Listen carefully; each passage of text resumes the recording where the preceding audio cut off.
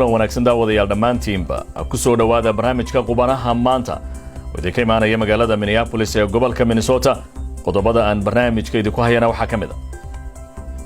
madaxweynaha Soomaaliya Maxamed Cabdullaahi Farmaajo oo gaaray magaalada Dhuusamareeb halkaasi oo la filayo in dawladda dhexe iyo maamulada uga furmo shir ay uga xaajoon doonaan doorashada Soomaaliya in ka badan 30,000 oo arday oo maanta Soomaaliya u fariistay imtixaanka shahaadada dugsiga sare qodobadaas iyo kuwa kale ayaad ku daawan doontaan barnaamijkeena qubanaha maanta aan ku bilownay madaxweynaha Soomaaliya Maxamed Cabdullaahi Farmaajo ayaa waxa uu gaaray magaalada Dhuusamareeb ee maamulka Galmudug halkaasi oo isaga iyo ra'iisul wasaaraha Soomaaliya la filayo in ay wada xaajo toos ah kula yeeshaan madaxda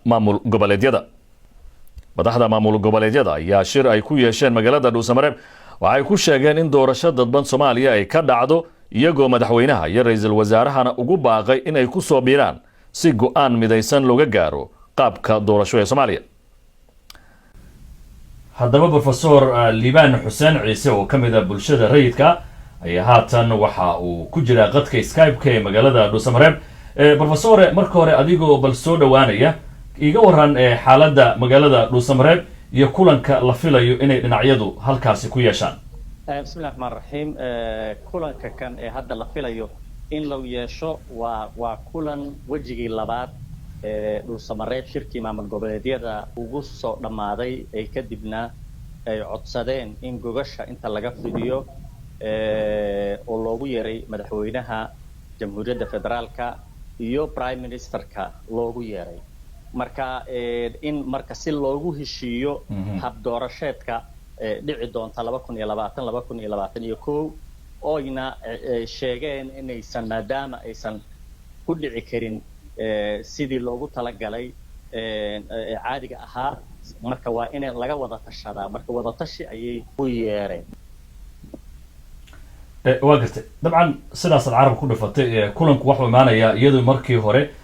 uu baaqday kulankii uu ku baaqay madaxweynuhu marka kulankan ahmiyad intee lag ayuu leeyahay wallahi anaga waxaan u aragnaa in uu yahay waa kulan aad iyo aad yani muhiim ugu ah sababtoo ah waqti xilli kala guur ayuu ku soo aadayaa waa kulan haddii yani ummadda Soomaaliyeed meel walba ay joogaan indhaha ay ku hayaan oo ay qulubtoodu ay la jirto orana Ilaahay inuu nabad iyo isfahan inuu ka dhaliyo sababtoo ah waxa way haddii kulanka kan la isfahmin wax fara badan ayaa waxa galaya khalal hay'adihii dastuuriga midda ugu yar waxa weeye in wax allaale wixii mashaariic socday inay joogsadaan qolo walbaba dhinacyadeeda inay joogsato marka waxyaalihii la xaqiijinayay ee ahaa tallaabooyinkii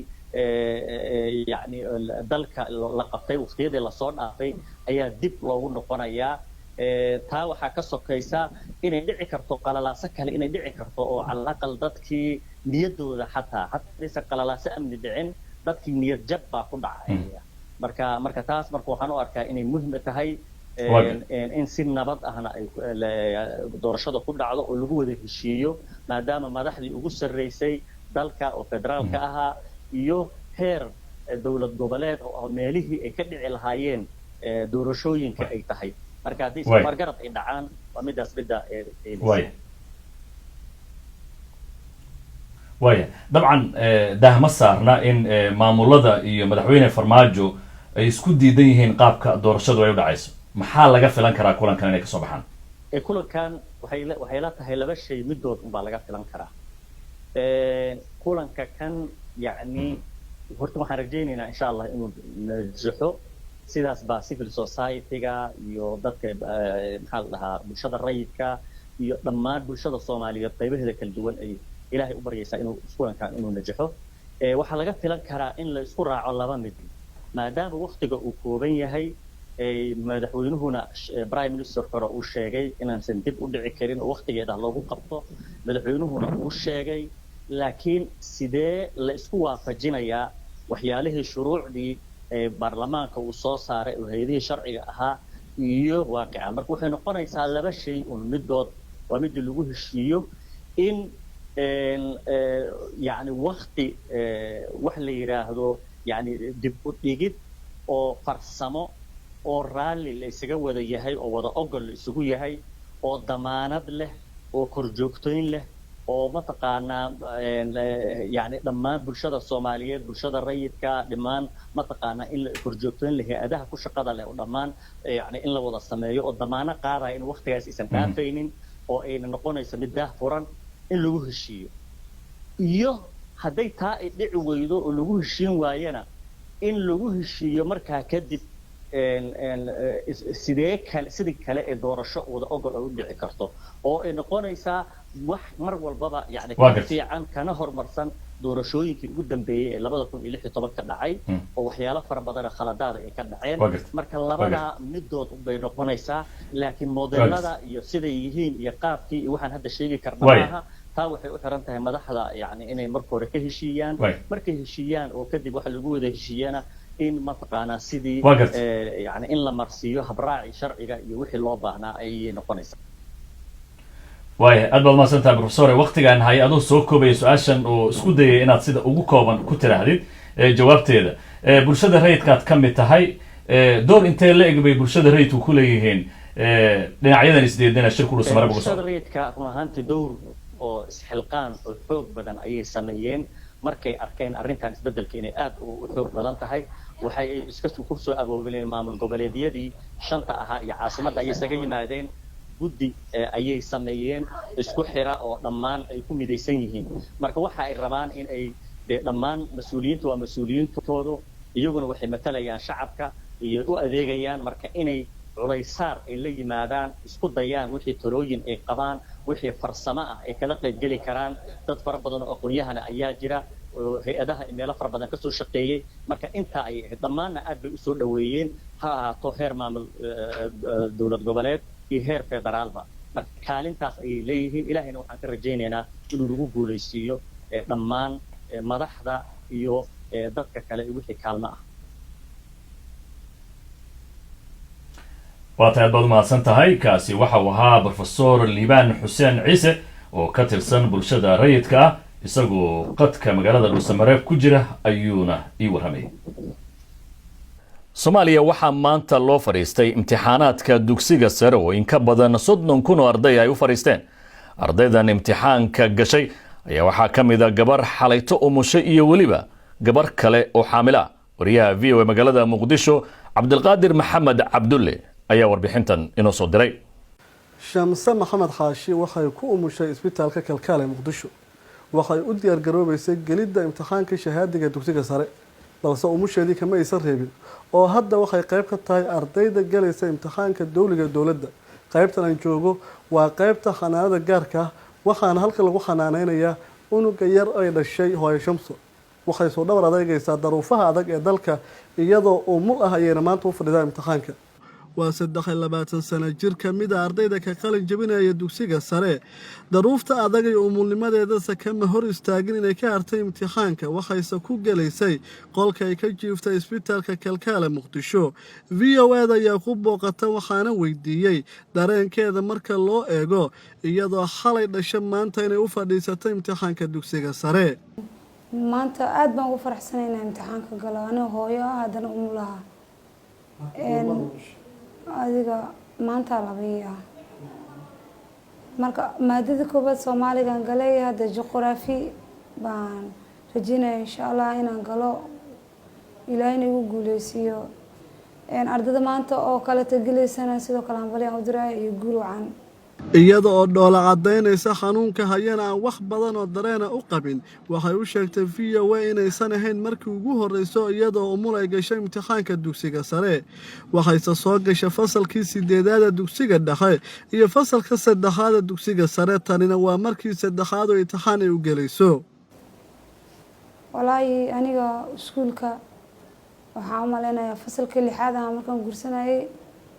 inkastoo hal fasal aan dib u dhacay haddana waan u soo dhabar adeegay dib aan u soo bilaabay maxaa la ii sheegay ilaa hadda aan form 4 soo gaaray marka aad baan maxaa la anoo xaamil ama umul ah xataa igu soo aaday imtixaan wax badan ay dhacday maantana waa markii saddexaad mal anoo umul ah oo imtixaan galay final aan fasalka gudbayo kuma eka hooyadana qura kuwa dhabarka u ritay daruufaha adag ee ku soo beegma maalmaha imtixaanka iskoolka 1 Luulyo waxaan kula kulma hooyo dhammaysata bisha 8aad xilliga xaamilanimada waxayse imtixaanka ku gashay istaag iyadoo aan awoodi karin salka inay dhulka dhigto bishaan 8 ah isto xaalada xanuun darteeda jirto yani la fadhiisaa yani istaagna ku kala socod ku kala noqonaysa imtixaanka istaaga ku gashay ma fadhiisan kartid waanga marka sidee loo arkayda adoo xaamila ah fadhiisan karin imtixaanka maanta gasho maxay kaaga dhigmay wallaahi waa iska dhibtoo laakiin waxa walba dadaal waxaas dhahay ayaa ka harin sanadkan marka alxamdulillah ilaahay yaa noo fududay inta dhiman imtixaankii shahaadiga dugsiga sare wuxuu si wada jira kaga bilowday gobolka Banaadir, Jubbaland, Koonfur Galbeed, Hirshabeelle iyo Galmudug waxaana imtixaankaana qayb ka ahayn maamulka Puntland oo iyagu xilli hore sii qaaday Cabdulqaadir Kay qubanaha VOA Muqdisho madaxweynaha Koonfur Afrika ana gudoomiyaha ururka midowga Afrika ayaa isku dayay sidii uu dhexdhexaadin lahaa wadamada Masar, Itoobiya iyo Suudaan kadib markay istaageen wada hadaladii lagu dhexdhexaadinayay ee xalka loogu raadinayay muranka ka dhaxeeya wadamadaasi ee ku aadan biyo xidheenka Itoobiya ay dhistay wariyaha VOA magaalada Qaahira Xuseen Saxnuuni ayaa haatan ku jira qadka Skype-ka ee magaalada Qaahira Xuseen bal faafahinta warkeena si waad mahadsantahay maxamuud mascade dhab ahaantii madaxweynaha dalkani Masar Cabdulfataax Siisi ayaa khadka telefoonka saacada ugu dambeeyay kula hadlay dhigiisa dalkaasi Koonfur Afrika isla markaasina ah madaxa midowga guddiga aan iraahday madaxa midowga ururka midowga Afrika waxa ayna diiradda saareen wada hadalkooda arrimaha la xiriira xiisada webiga Nile madaxweyne Cabdulfataax Siisi ayaa sheegay talaabooyinka Itoobiya ay qaadayso in ay yihiin talaabooyin dhaawacaya xuquuqda biyaha dawladda Masar ay ku leedahay webiga Nile taasoo uu yiri waa mid aan maaragtay dawladda Masar aysan aqbali karin dhinaca kale madaxweynaha Koonfur Afrika ayaa cadeeyay inuu kaalin weyn ka qaadanayo isku soo dhawaanshaha iyo sidii ay u mari lahaayeen wada hadallada u socda dawladaha Suudaan iyo Masar labada madaxweyne ayaa isla afgartay in la sii wada hadallada arrimahan ayaa imaanaya maxamuud mascade xilli dawladda Masar dhawaan ay ka codsatay xukuumadda Addis Ababa in ay cadeyso wararka sheegaya in ay bilowday dhismaha ama buuxinta kaydadka biyo xireenkeeda taasoo markii dambe dawladda Itoobiya ay beenisay arrimahan ayaa la dhihi karaa maxamuud mascade waxay ku soo aadayaan xilli ay maaragtay wax natiijo aysan ka soo bixin wada hadaladii u socday wasiirada biyaha iyo kheyraadka dawladaha Masar, Suudaan iyo Itoobiya oo ayagu qadka fogaan araga ku yeeshay dhawaan kaasoo ay dhexdhexaadinaysay dawladda Koonfur Afrika iyo korjoogto kale oo caalami ah oo uu ka mid yahay dawladda Mareykanka si kastaba ha ahaatee dawladda Masar ayaa la oran karaa waxa ay walwal ka muujinaysaa talaabooyinka ay qaadayso dawladda Itoobiya gaar ahaan biyo xireenkeeda ayadoo u aragtay inuu dhaawac weyn ku yeelanayo biyaha ama qulqulka biyaha ay ka hesho webiga Nile dawladda Masar kaasoo ku tiirsan nolosha dadyoga Masaarida oo kor u dhaafaya 100 milyan oo qof laakiin dawladda Itoobiya ayaa dhowr mar ku celcelisay in maaragtay biyo xireenkeedu uu yahay mid tamarta korontada ay ku dhalinayso isla markaasina uusan dhaawacaynin qulqulka biyaha ay helaan dalalka Suudaan iyo Masar mascade waa tahay Xuseen aad baad u mahadsantahay ugu dambeyntiina John Robert Lewis oo kaalin weyn ka soo ciyaaray helitaanka xuquuqda madaniga ee dadka madow ee Mareykanka isla markaasina muddo dheer ka tirsanaa aqalka Koongareeska